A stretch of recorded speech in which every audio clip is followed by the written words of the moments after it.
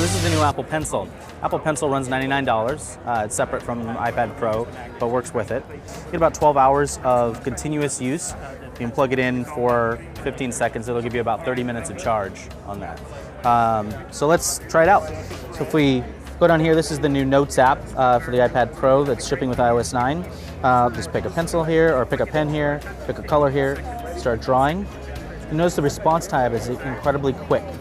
So you have a very, very, very fast response time that has to be below 10 milliseconds, just judging by my eyeball here. You also have a pressure-sensitive stroke, so a very light stroke or a heavier stroke will result in a darker line. That's quite evident in, say, a pencil. So if we're going to a pencil, you've got, see, a light sketch stroke there, and then a much more defined stroke when you have the line where you'd like it, which is very nice. And then you've got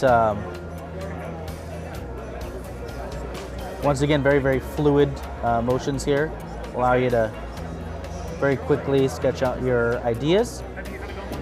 The pressure sensitivity works off of sensors that are in the tip of the pencil, and they work together with the screen to constantly monitor where on the screen the tip is. It also measures angle, so if we pick a marker here, for instance, and we do a straight up and down stroke, you're going to get a regular thin line. And then if we angle it here, you'll get a nice broad stroke, just like you would if you were laying a marker down on its side on the broad edge.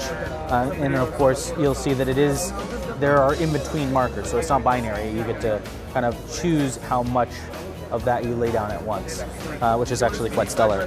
So far, just using it for a few minutes, the ability of the stylus to accurately reflect the strokes that I'm making and to keep up with me is very, very impressive. I've used a variety of Wacom tablets, Cintiqs, and other drawing implements that all profess to kind of keep up with what you're doing. But very rarely have I found that they actually live up to their promise. This particular stylus, or pencil as they're calling it, is actually quite impressive. It has the feel of drawing on a Cintiq tablet, which is basically a very similar arrangement but thicker, larger, and more expensive. So that the fact that they managed to put a Retina display on here, keep the response time incredibly low, and also attach an iPad to it with all of the other functionality of an iPad is pretty impressive. So far so good on the first impressions of the pencil.